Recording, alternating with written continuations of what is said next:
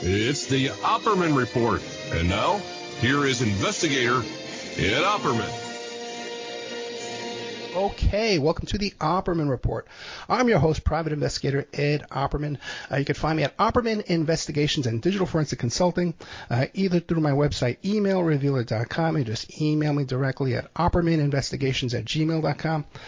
Today we have Bob Zeidman from Zeidman Consulting. You can check him out on Twitter at BZWriter on Twitter. You can check. He's got a book coming out called Election Hacks, and it's about his lawsuit. Arbitration settlement with Bob Lindell from MyPillow.com, the fellow who's been trying his darndest to prove some kind of election fraud. Now, Election Hacks is coming out in early November or late October, and there could be an accompanying documentary with it as well. And if you want to meet Bob Zeidman in person, Suncoast Casino, October 26th, he's going to be speaking about ranked choice voting. And this is related to Nevada. They want to bring in ranked choice voting instead of the caucus system that they have over there now. Mr. Bob Zeidman, are you there? Yeah, Ed, hi. Thanks for having me on the show. No, so far so good, man. It's been great. I really enjoyed talking to you off the air. Before we get into your whole lawsuit, the book Election Hacks, your speaking engagement over there at Suncoast on the 26th, tell us about yourself. Who is Bob Zeidman? Well, let's see. I grew up in Philadelphia. I went to Cornell University in upstate New York. I then went to Stanford after that. I spent 40 years in Silicon Valley. Really interesting place. I'm an engineer. People think I'm a lawyer because what I do mostly these days is I work on intellectual property litigation, but I do it as an engineer where I'm helping lawyers figure out the technology in patent cases, copyright cases, trade secret cases. But I've learned a lot about intellectual property law, and I wrote a book on it. And I developed the field of software forensics, which is basically analyzing software to see if intellectual property misappropriation or infringement occurred. And that's me in a nutshell, I guess. And I live in Las Vegas. Oh, and I'm a poker player. Everybody's interested in that. I'm surprised how many people are interested in the fact that I play high-stakes poker. All right, we'll have to have you come back and talk about that. Now, I'm sure you testify in court as an expert witness often. Yeah, actually, I've done it. I've been involved in over 260 cases. Okay. And I've testified, I think, about a dozen times. Most cases settle. Right. I've been deposed, I think, around 70 times, and I've testified like a dozen times. And that's also another reason why people think you're a lawyer, because you do become very familiar with the legal process. And a lot of behind-the-scenes stuff, like depositions, like you said, and backroom negotiations and things, you become familiar with. And you tend to speak on that. Now, you've written a bunch of technical books as well that people can find on Zeidman Consulting.com, Zeidman Consulting.com. You want to tell us about these books real quick? Sure. Actually, if you go to Zeidman.net, you'll find everything that I've done. You'll find a link to all my web pages. So I wrote a book on software forensics. It's all about the process and the tools. One thing that's frustrated me over the years is that I go up as an expert on a case. And I'll tell you also that I have a rule, and the people who hire me know this, and they hire me because of it. The rule is I don't prejudge anyone. I know experts who won't work for some kinds of companies, for example. I don't prejudge any party. I work for them, and I tell them the truth, which means after the analysis is done, it may not support their case. And I let them know that. But also, as an expert, I need to know how to present the facts because they can be misinterpreted. So, there's certain things you don't want to mention, but they may come up. There's certain things you want to discuss in a certain way. Certain terms can influence people, so you don't want to use them. But ultimately, it's got to be the truth. I won't say anything that's not true. And so it's all written in my book, The Software IP Detective's Handbook. I also, over the years, I became an expert on programmable integrated circuits and things like that. So probably nothing that your audience would be interested in. But I've also written a few novels. Oh, really? Yeah. Those are, 4 novels. One's a young adult novel. So that's called The Amazing Adventure of Edward and Dr. Sprechmachen. It was a story I told my son on a very long trip, and then I decided to write it up. There's Horror Flick, which won me an Opus Magnum Award from the Hollywood Film Festival. Yeah. And I thought it's about a movie that's so bad that people die watching it. And, I went to Hollywood and I was told that, hey, this is the first step in my big Hollywood writing career.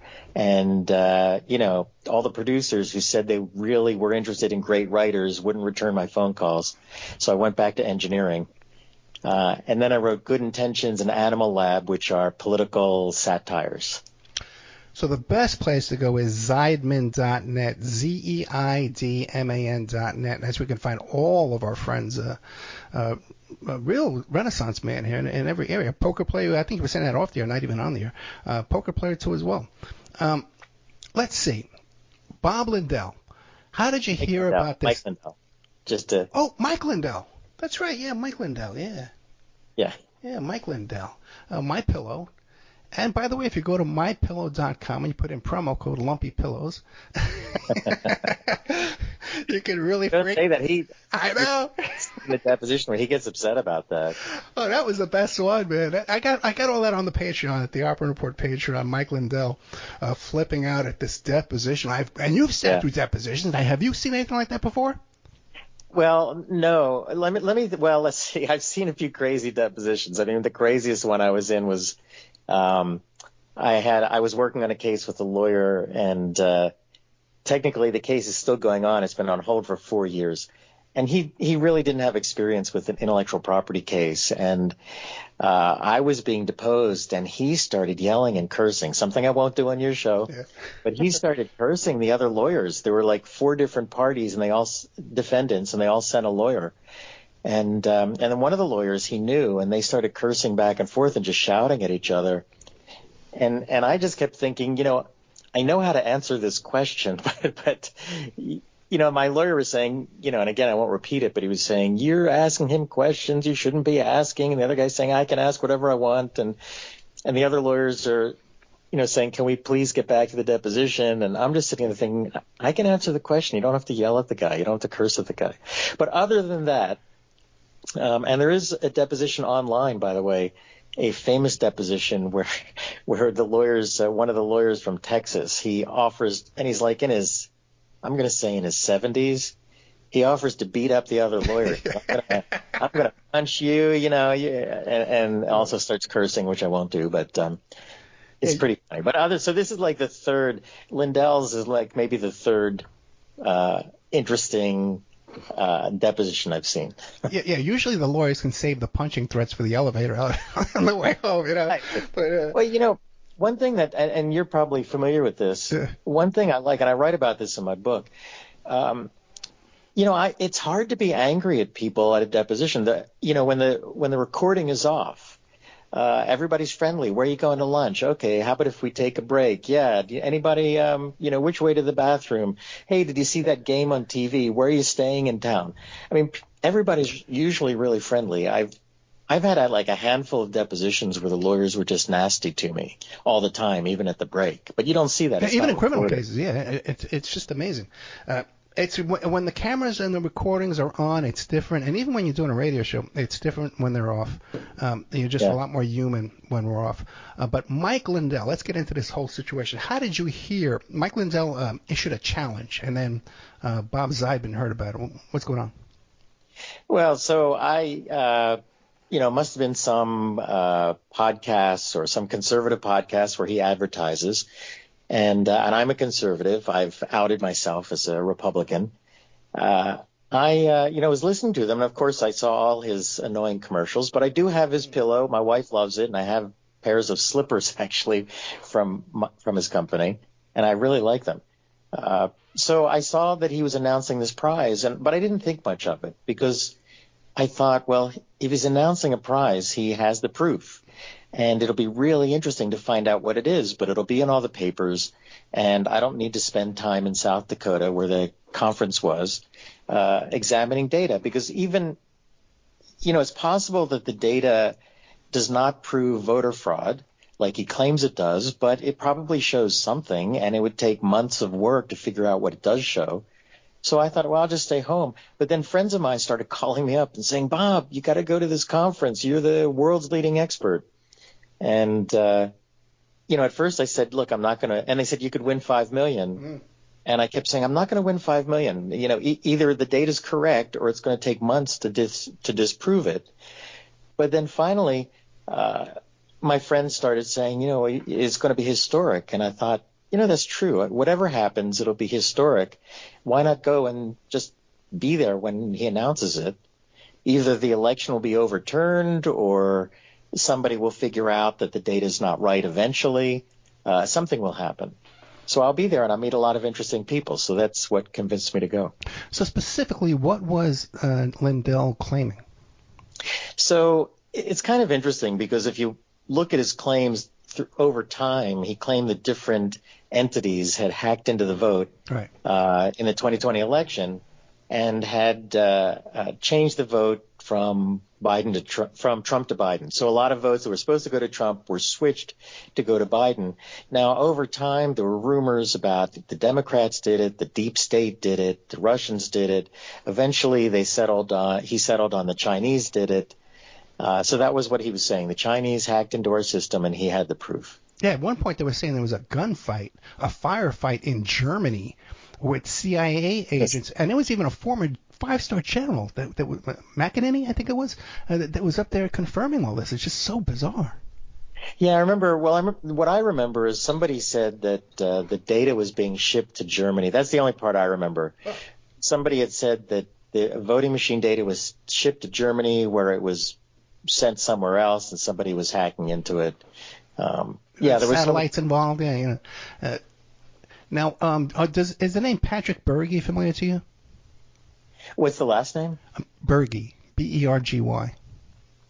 It sounds familiar, but I'm not sure. Because he actually did the same thing. He analyzed all this data for them, for Sidney Powell and for, I believe Lindell, but definitely for Sidney Powell and that bunch, and Mike Byrne and that whole crew. And he told them, man, there's nothing here. And he even examined Hunter Biden's laptop, too, as well. He was friends with all these guys. He was on their side. He still is, like yourself, a Trump supporter, and has come out just to say that this is just so bizarre, these claims they're making. So Lindell was claiming that he had data that proved the Chinese were involved? Yeah, so also let me clarify. I'm not. So when I did all this, I have some friends who are really big Trump supporters, and among the biggest in the country, and I thought they wouldn't talk to me. Yeah. But they're both still good friends of mine, and they understand what I did, and it's part of finding the truth. And I'm not a big Trump supporter anymore. I was never a big Trump supporter, and it's very complicated. I don't want to go into it. I did vote for him twice, but I'm probably not going to be voting for him this time. Unfortunately, the Democrats really just don't give me much choice. I wish the Democrats would do a better job of putting up a decent candidate. But that's a separate issue.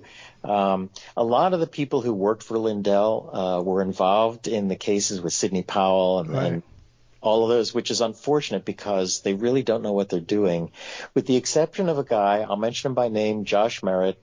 I've been in communication with him. He was a whistleblower. He was hired by Lindell.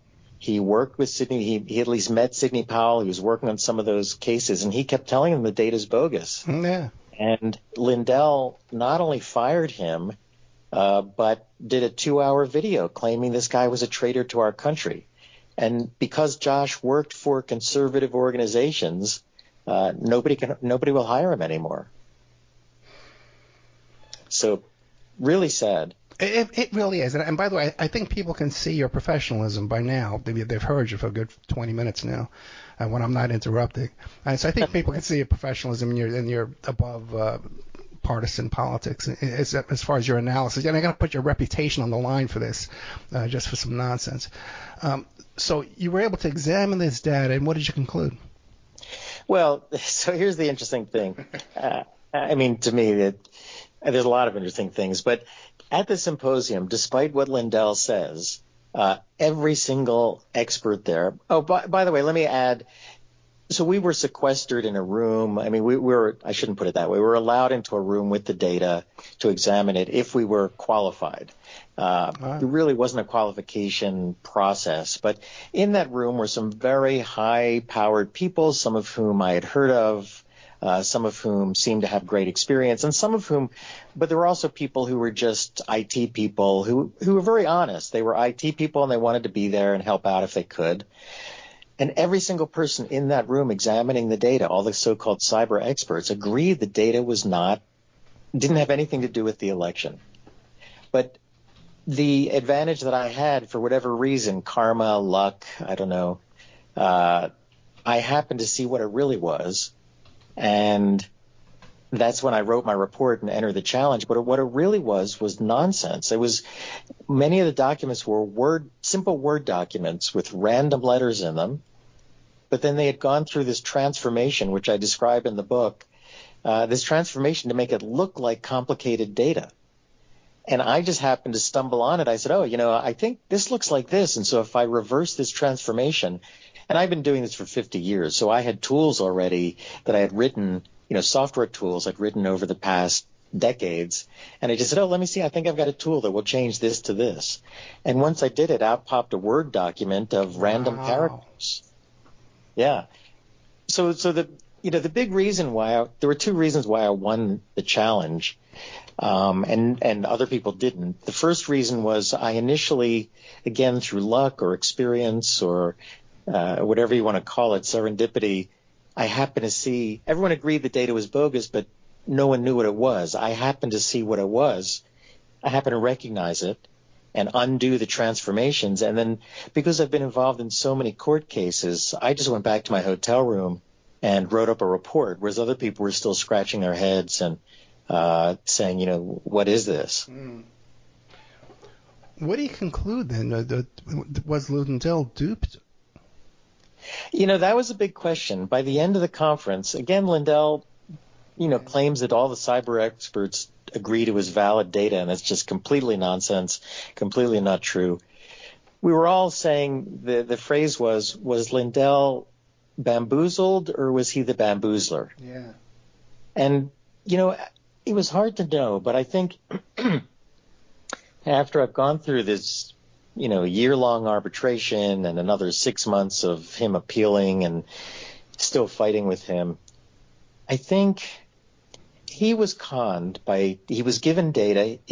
He bought the data for between $1.5 and $3 million from Dennis Montgomery, who has a long history of fraud, or at least of being accused of fraud. And being in court. But Lindell wants to believe it so badly that he refuses to listen to anyone who tells him that it's wrong. So I think what's happening is he wants to believe it so badly that he's forced himself to believe it, even though it's obviously bogus data sold to him by someone with a history of selling bogus data. Right. Yeah, I didn't realize it was Dennis Montgomery. Now, who does have a reputation. Let's just say that. Mm-hmm. Now, before, at the beginning of the contest, I guess it was a contest or a challenge, did you meet with Lindell? Did you get along with him? What was that like before it became adversarial? Well, I never met with him until the actual arbitration, but even then I didn't really meet with him, and I'll tell you about that in a minute. At the conference, the first day, first of all, during arbitration, there's discovery where they turn over materials that we ask for. And we asked for materials from the conference, and lo and behold, he gave me an agenda that showed speakers and time slots, and I can tell you there was no agenda. When everybody got there, we were handed a blank agenda that said something like speakers starting at 9, lunch at noon, more speakers at 1, ending at 5. So we didn't know who to expect. And the first day, it was just Lindell talking nonstop the entire time. Wow. Yeah, he and whenever he got too hoarse or tired, he'd lead a rendition of either the Pledge of Allegiance or God Bless America, and everybody would stand. And but it was just him ranting about China and elections and hacking. But I did get to kind of meet him at the arbitration, and what's interesting is that he's just an obsessive personality. Yeah. So he came into the deposition and into the hearing on his phone. He would get off his phone to give his testimony. At the deposition, he actually took a phone call during his deposition, and then he'd leave and get back on the phone, I think making business calls or some kind of calls. But what was interesting is that he kept referring to me. I was sitting there, and he kept referring to me as that guy, that alleged cyber guy who's suing me. And he didn't even know that I was sitting across the table from him. He's just really oblivious to what's going on. Yeah, it does seem like he runs the entire MyPillow empire on his cell phone, that he runs the whole business through his phone. And in those depositions that I keep talking about, and there's like a good 4 hours, 3 or 4 hours of several days, there's clips of like 4 or 5 days of depositions. There's just the funny parts, really, that I have up on my Patreon. I found out that he took a break from the deposition, went like on Fox News or something with a pillow in his hand, like in the next room. He did a live video, segment with holding a pillow and then came back into the deposition a little while later. Just when you think about how this guy made his way into the White House and sat down with the president with a folder talking about martial law. Yeah, I mean, it is. Yeah, you're right. It's. I don't know. I think you and I are around the same age. As I've gotten older, I used to think that the more influence you had, the more whether you ran a company or right. Were a politician, that you were smarter, more organized. And then I meet these people, and I mean, there's all kinds of crazy stuff going on all over the world. I've worked on cases, patent cases, trade secret cases for some of the biggest companies in the world. And you find out some of the stuff they're doing internally, and you realize, what are these people thinking? But that happens. So I think politicians, business people, they're just not as necessarily as smart as I used to think they are. It's so true. And now with social media, we do have more contact. They make themselves more available. The mystique, the curtain has been lifted. Yeah, exactly. How about Ron Watkins, Code Monkey? Was he present at this contest? That's a good question, because he was there remotely. So he was on a big screen. Lindell and some people brought him in. But I've got to give him credit. I don't know much about him. I knew I'd heard of him, I think, but I didn't know much about him. I know a little more about him now. At the conference, he was, I think, in Switzerland or something. So he was remote. And the people on the stage were trying to get him to say, look, we've got this data here, and you can tell, allegedly they had some disk from a voting machine. Right. And they were saying, look at this voting machine. It's missing a file here. That's proof that somebody hacked it. And to his credit, he would say, well, there could be reasons. It's something that should be investigated, but, without knowing anything further, I can't say it's hacking, but it's something that we should look into. And then the people on the podium would say, see, even Code Monkey, what is it, Code Monkey X? Code Monkey. Code Monkey, wait, it's in front of me here someplace. Code Monkey Z, I think it is. Code Monkey Z, okay. Yeah. They say, even Code Monkey Z agrees it was hacked, but that's not what he said. He said, and this is what I've always said too. I've been involved in a lot of cases where people will say, look, this is a sign that something was stolen. And I have to say, no, it's a sign that we need to investigate further. But you can't just jump to that conclusion. So I kind of respected him. He was one of the few people at the conference on the stage who was reluctant to draw any conclusion based on just looking at something on a computer screen. Yeah, for the audience, Code Monkey is Ron Watkins, I apologize, who's the son of Jim Watkins. There is no Ken. I'm just as bad as calling Mike Lindell Bob. Okay? The names aren't my thing. Okay. But his father is Jim Watkins, it's Ron Watkins, and they're the guys from the Philippines, the pig farmer that were involved in 4chan. People suspect they're involved with QAnon at a high level. We found out one of our frequent guests on here was employed by these characters. There were bizarre stuff going on there. So for the audience, that's what's going on there. And this is intrigue upon intrigue going on in this situation here. Also one thing just along those lines. Yeah. So again, Ron Watkins, Code Monkey Z, from the little I saw of him, I give him some credit for being reasonable. But some of the other people involved in the case, especially during the arbitration, they would during their depositions and the hearing, they would describe themselves as being spies. They compare themselves to Tom Cruise, and it's ridiculous. These people don't look or act like Tom Cruise. They don't jump off of cliffs. They're IT people. But I think for them, being involved in this giant scandal is exciting. Right. And they just want to keep that going. Look, I think that's human nature, but we have to all fight against our own human nature. It's, somebody tells you you're going to be a really important person and speak on Fox News and you're going to visit the White House. It's really tempting to say what will continue to keep you in the public eye. But it's hard to break that and say, look, this stuff isn't true. And the people who are surrounding Lindell are the people who just really love that attention. Yeah, that's so true too.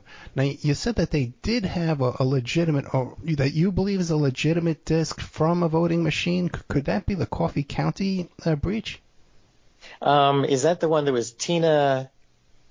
I can't think of her name. They got in trouble. There was a woman there who's Lindell is paying for her defense. Tina Peters. Oh, that's interesting. That's possible. Yeah, I think she went on the lam too for a while. She did. Right. And she allegedly brought a disk. Here's the thing about that. Without going into detail, they supposedly brought that disk to the conference, the data from it, and handed it out. It's very confusing, but the problem is there's no what's called a chain of custody. Right. There's no chain of custody, and some of the data was missing. I mean, you could just look at it and tell. It's like if you have files 1, 2, 3, and 7, you know that some files are missing, and that's literally what the disk was like. So the problem is if files are missing and you don't have a chain of custody, which means chain of custody is a record of who handled the data, you really can't draw any conclusions from it because you can't verify that it's really from a voting machine. And one of the problems we've got is Lindell is working with people who, I don't know if I want to say stole took an unauthorized image of a voting machine disk, which I understand is not allowed, if not illegal. I don't know if it's illegal, but it wasn't allowed. And the person who took it was not a reputable person. And basing conclusions on this is just wrong. That if there's going to be an investigation of voting machines, Mike Lindell is screwing it up because he's doing all this bad stuff. So now nobody, the courts won't allow inspections of voting machines because they've already allowed Mike Lindell to make his case, and it's been bogus. It's been bogus cases all over the country. That's a good question now because we've had Daniel Hopsicker on the show, sadly just passed away, and he did a lot of investigative reporting on discrepancies, anomalies with voting machines. Do you think it's the potential is there for manipulation with these machines?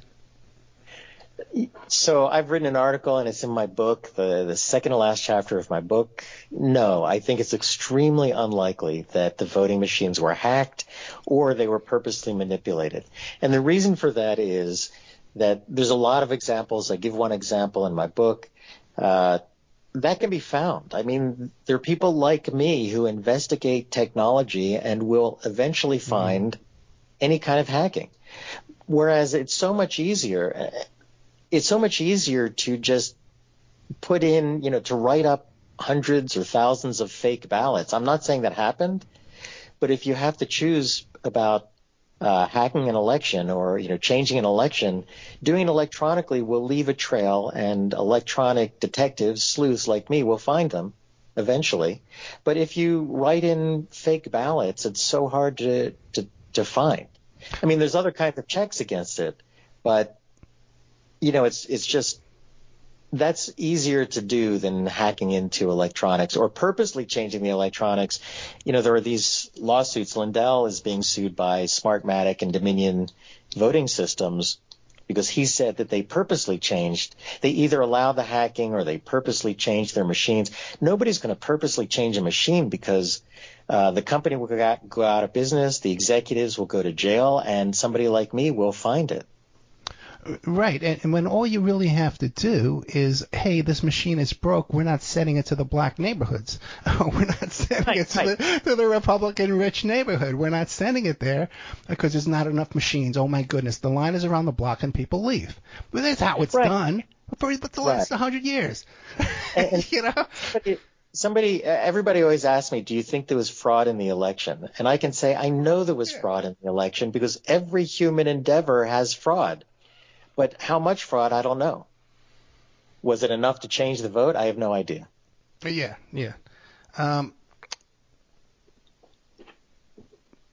What do you make of Sidney Powell's theory? By the way, have you been brought in as an expert or been asked to testify or interviewed as for these Smartmatic and Dominion lawsuits?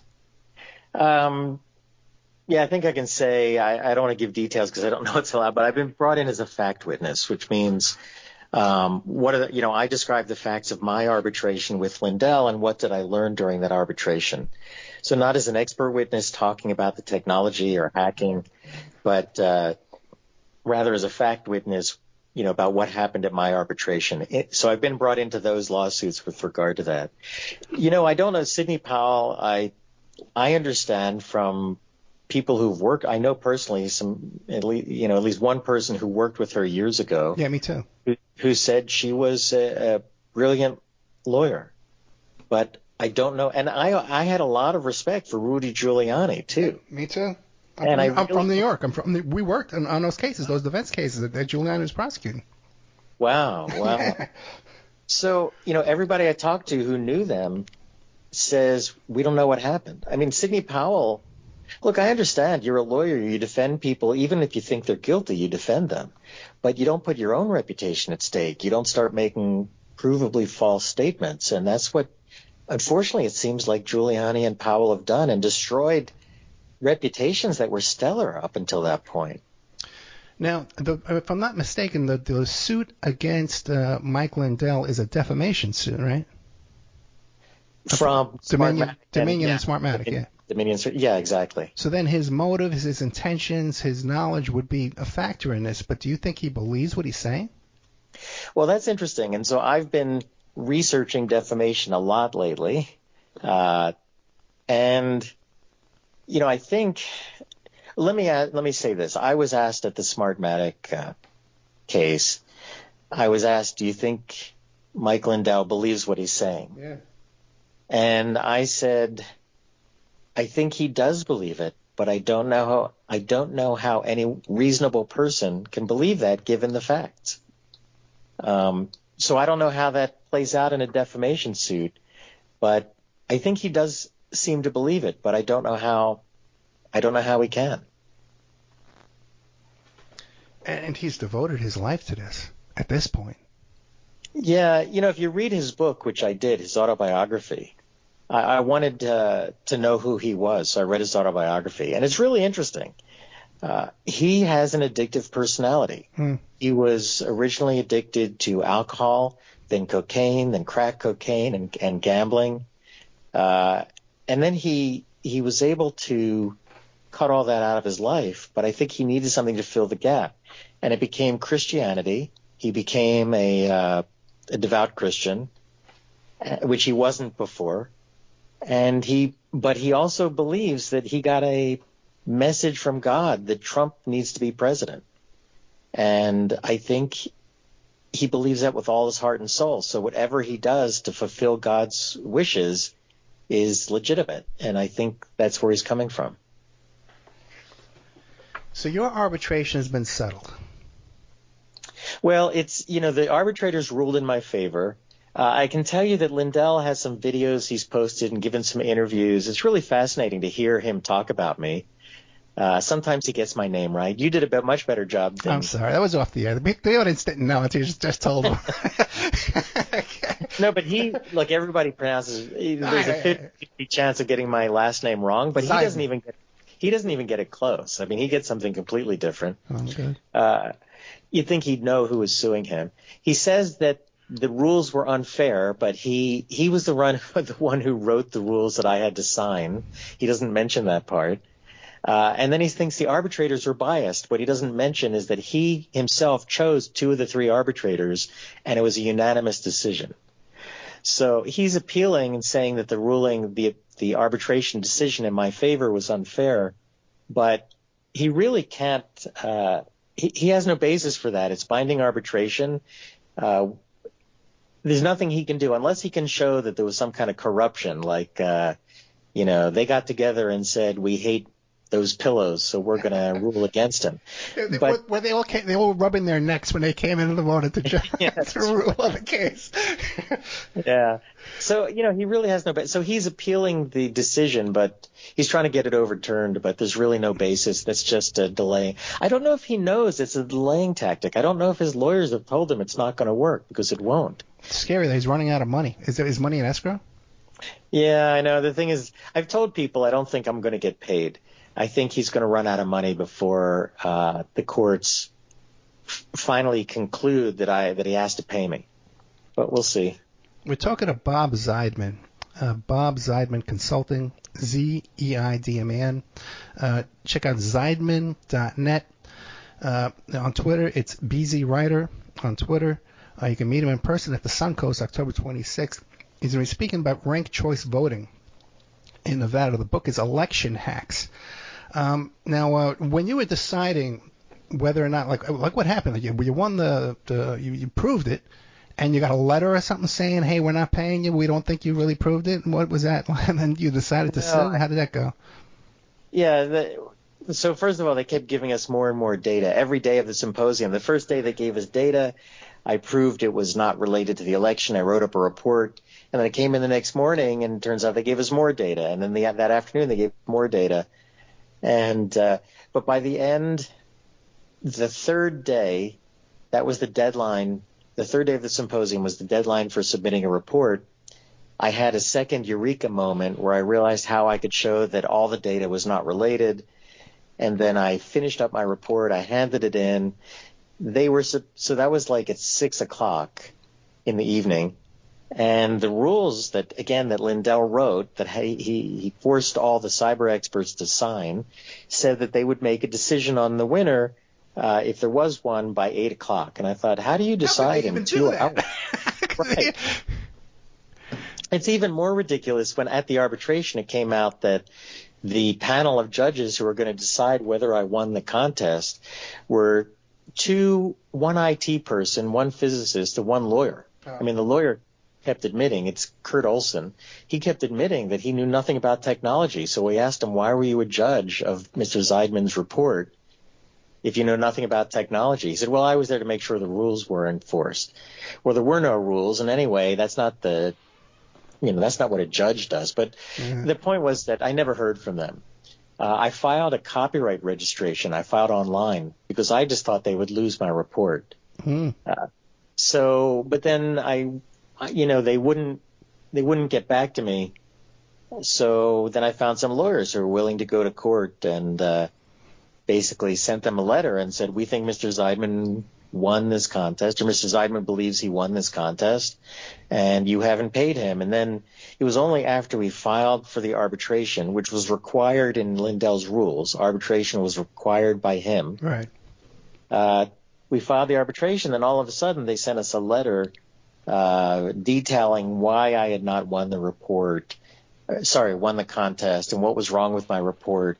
But it even came out that the evaluation of my report was done in October, within days after me filing the arbitration, as opposed to back in August when they were supposed to have done it at the symposium. Gotcha. So they didn't even backdate it.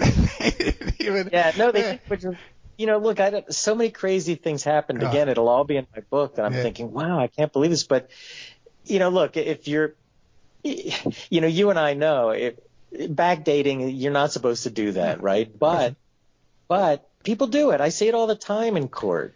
And then if you figure that out, people will say, oh, well, we had it on our computer, but we never sent it or something. I mean, whether that's true or not is questionable, but at least people do that. And I'm not saying they should, but people do, but this was dated. Oh. Everything was dated October, and that at the arbitration we said, well, you said you evaluated in August. Well, we did. Well, but why is this dated October? Well, we never got around to actually putting the date on it until October. I mean, stupid stuff like that. Yeah, amateurs. Yeah, and now, did they have an expert on their side? Did he bother to hire an expert? They did, and one of the mistakes they made, I'm sometimes reluctant to talk about the mistakes until everything's over, but they hired a guy who was a participant in the symposium, who sat next to me at the symposium and who I discussed how the data was bogus at the symposium. And again, I write about this in my book. You don't hire someone who's already involved in the situation, because then they can't be unbiased. Yeah, a contestant. He's a mutual contestant. Right. He was allegedly trying to win the $5 million too, and he did. So of course he's got an axe to grind. Now it's not that simple. I mean, I had respect for the guy they hired, but I thought to myself, why would you hire someone who was involved in it? Why didn't you get someone who's not involved? Because the other thing is, if you get a truly independent expert, the expert can say, well, Mr. Zeidman didn't do test A, B, and C, and I would always do test A, B, and C. And therefore, Mr. Zeidman didn't fulfill the requirements. He didn't examine everything possible. But since they hired a guy named Doug Gould, since Mr. Gould was at the symposium with me and we discussed our findings at the symposium, he can't say, I would have done test A, B, and C, because then our question is, well, did you do test A, B, and C? And if so, where's the results from test A, B, and C? Right? But if you get an independent, it's unfortunate in some cases, because I've seen experts who will say anything to support their client. Sure. But the fact is, they can always say, I would do test A, B, and C. Everybody does test A, B, and C, and Mr. Zeidman didn't do it. But again, since he was at the symposium, the simple question is, did you do what you say Mr. Zeidman didn't do? So that was, I think, a real flaw in their strategy. Let me ask you this. I'm going to talk real slow so you can get a glass of water. It's an old radio trick. Now, we're discussing the creation of the report shortly before the trial date, the night before the trial, to be, rough. But wasn't there an issue, too, with the creation of the data you were examining, that you also discovered that it was created shortly before the contest and it could not have come from the date of the election? Right. So they gave us so much. They gave us a bunch of files on day one, and I showed that there was this gibberish and some other stuff that was not related to the election, that was disguised to look like it was something else. On day two in the morning, they gave us more data, and I just ran the same tests. It was the same kind of data. But then in the afternoon, they gave us 509 files, gigabytes worth of data. It was late on day two, and I thought, okay, there's no way I can analyze all this stuff. But that's when I got this second eureka moment on day three. Very late in day three, I looked, and all this stuff, all these files were modified within days before the symposium. So that's what I quickly put into my report and then submitted it. And I won't go into the details now because I know we're running out of time, and anyway, it'll be in my book. But it turns out that those 509 files, which I was really worried about, ended up not being an issue at all. And it was because of a mistake that Lindell's legal team made, a serious mistake. I mean, yeah, I mean, I don't want to go into detail because I think we're running out of time. No, but we're doing okay. We got about a good, let me see here, we got about a good 7 or 8 minutes. Well, it's also just hard to explain. But I got you. But I was just thinking, the book we're talking about is called Election Hacks. And do you want to know what? If people interview, if they have like a YouTube channel and they interview and put election hacks in the title, it's going to get removed from YouTube. You're not allowed to discuss that kind of question the election results. They'll remove it. Well, that's unfortunate. I hope that doesn't happen. I mean, I'm worried about that because, well, that's the whole question of, I've spoken out about free speech. I've written articles about it. I think I've been shadow banned on Facebook. I have a conservative site page on Facebook that used to get a lot of views and doesn't get any anymore. Recently, I wrote a review on Amazon. Amazon tells me that my reviews are really, really popular. I get these emails saying thousands of people have appreciated my reviews of all kinds of products, from, MyPillow. I don't know, maybe I've done MyPillow, but I order sometimes like special screws off of Amazon because I've got some thing at my house that I need a special screw for, and then I'll get this thing saying, "What did you think of this screw?" And I think, it's a screw. What? How can I rate it 1 to 5? It's a screw. But sometimes I'll rate these things and they say, thousands of people, books and things like that. And lately I've had a book review that Amazon just has threatened me. Wow. Said they will ban me if I try to post this review again. And it's a book I don't like. I don't use a single obscenity. I don't call out anyone by name. I have no idea why they won't allow me to post it. Interesting. Are you comfortable telling us the name of the book? I hope it's not my book, but what's the name of the book? Howard Zinn's People's History of Really? United States. Do you know that book? I'm a fan of Howard Zinn. Yeah, I'm a fan of Howard Zinn. So, but that's okay. So I'm not. Yeah. And but the thing is, they won't let me post my 1-star review of it. So that's a shame. Yeah, that's a shame. Yeah. It's interesting too, because we're both from Vegas, and it's sort of like a friendly wager. You know what I mean? He puts a contest out, and you went down there and worked for 3 days. I can imagine, that 3 days of work from an expert. Expert testimony, deposition. That's time. That's real time and money. You know what I mean? Yeah. You put out of your pocket. And then I guess the lawyers took it on a contingency, or you had to put up money for that? No, the lawyers did it on contingency. I can tell you, it's interesting. The lawyers were great. Okay. Bailey and Glasser is the firm. It's a medium-sized firm. And Brian Glasser was the partner. He's, from what I understand, he's a Democrat. Bailey, I forget his first name. Bailey is a Republican. And these guys just like taking on authority, taking on big companies, taking on politicians. And a lot of lawyers that I talked to about the case, I needed to do it on contingency. I knew it was going to get expensive. And most of them said, we'd love to do this, but we can't take it on contingency. And Brian Glasser, to his credit, he's the kind of guy who just gets excited. I think he's made a lot of money through his law firm. And this was one of the very smallest cases financially that his firm would work on. I mean, it might even be below the threshold of what they normally work on, at least on contingency. But he did it on contingency because he wanted to see it through. And it's sometimes hard to find people who are willing to make that kind of sacrifice. But to him, it was exciting. To me, it was exciting. At one point, at a couple of points, we talked about a settlement. And basically, Brian said to me, do you want to settle? I think at one point he said, I forgot to ask, do you want to settle?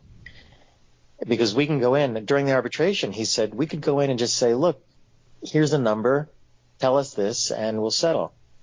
And I said to him, it's more than about the money. I certainly want the money, but more importantly, I want to bring this to the public. This is a really important issue. And he said, good, that's the way I feel.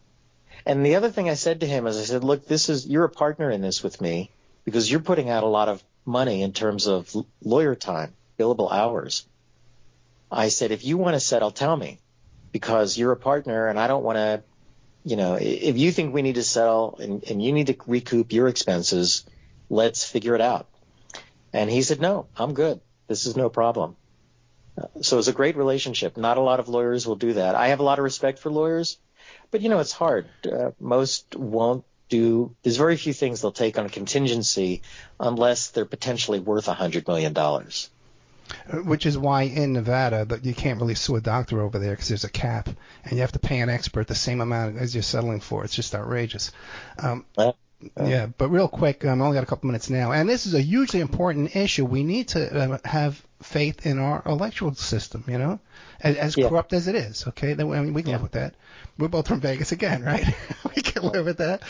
But now, what about, real quick, any, because there's a lot of characters out there. There's some pretty serious, dangerous characters around this whole bunch. There's Russians. There's even Americans. You hear the stories about they're being hired to kidnap guys from Turkey and put a bag over their head and bring them to Turkey and stuff. Have you been subject to any kind of intelligence operatives or threats or any kind of thing like that? No, I'm fortunate. I think about it because so not just this, but a lot of expert witnesses, their philosophy is they don't write anything down. They don't like to have something that somebody can go back at and bring up in court and say, it looks, you wrote this article that says whatever.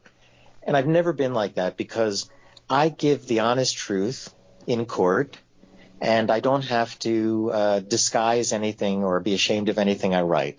But I understand people are worried about that. And I write political articles. My last two novels are political satires, and I worry about it. But actually, I've never had any bad repercussions. And I can tell you that I've gotten the vast majority of people, all sides of the political spectrum, both parties, support what I've done with Lindell and exposing these myths, this bogus data. I have gotten a few hate emails that are kind of nasty, no death threats, but nasty about I'm a terrible person, and they come equally from the left and the right. On the right, I get people saying, "How dare you, go against Trump and help this country will fall apart if he doesn't get back into the presidency, which was stolen from him."